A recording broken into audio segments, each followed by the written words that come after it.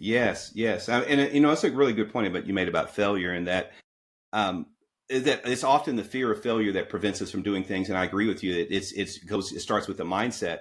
And I remember a story when I was initially let go from my job for the first time in my career. And I like I said, I was a hard worker, had a strong work ethic. My parents was old school, and so my mom didn't put up with any foolishness about the grades, and it was yes, ma'am, and yes, sir, and all of that. And by the time I got to being a director in a company, and I I'll just say this, I lost my way, so to speak, and I lost my way mainly thinking that it was just my effort, my hard work alone that was necessary in order to advance in any kind of organization.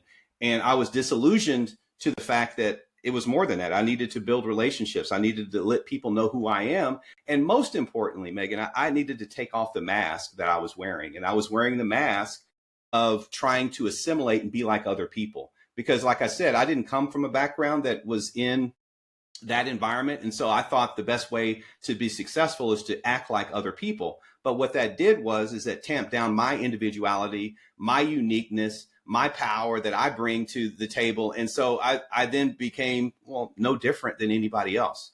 And so from that, and that was, I remember the conversation. I went into my boss's office, and, and the HR was there, and it's usually a bad sign because they weren't supposed to be there. And then you start realizing what's about to go down, and you realize that I realized that they're going to let me go. I said, how can they let me? And I start getting angry. I start feeling a certain kind of emotion. I said, it's not fair. I did this and I did that and all that kind of thing. And it took me a minute to say, what I just said, which was I was wearing a mask and I wasn't being my best self. And I deserved in that particular instance to be let go. But I didn't get to that right up front. Right. I was still upset. I was still angry. I was still blaming other people. And, I know you listen to the great Grant Cardone. One of the things Grant always talks about is that we have to take 100% responsibility. And that when we take 100% responsibility, we take control away from other people, and we give ourselves control. And that's a hard thing to do because we have to accept responsibility for the good and the bad.